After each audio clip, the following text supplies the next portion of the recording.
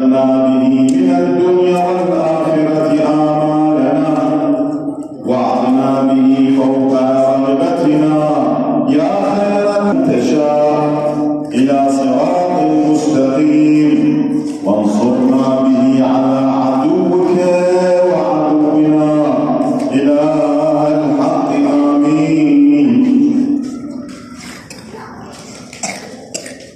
اللهم إنا نشكو إليك فقد نبينا صلواتك عليه وآله وغيبة إمامنا وكثرة عدونا وقلة عددنا وشدة الفتن بنا وتظاهر الزمان علينا.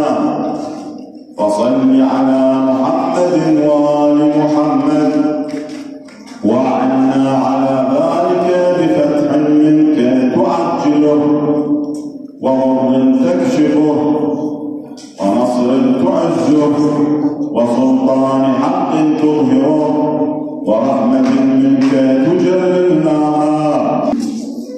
والسائلون ببابك ولاذ الفقراء بجنابك ووقفت سفينة المساكين على ساحل بحر جودك وكرمك يرجون الجواز إلى ساحة رحمتك ونعمتك. إلهي إن كنت لا ترحم في هذا الشهر الشريف إلا من أخلص لك في صيامه وقيامه فمن للمذنب المقصر إذا ذل في بحر ذنوبه وآثامه.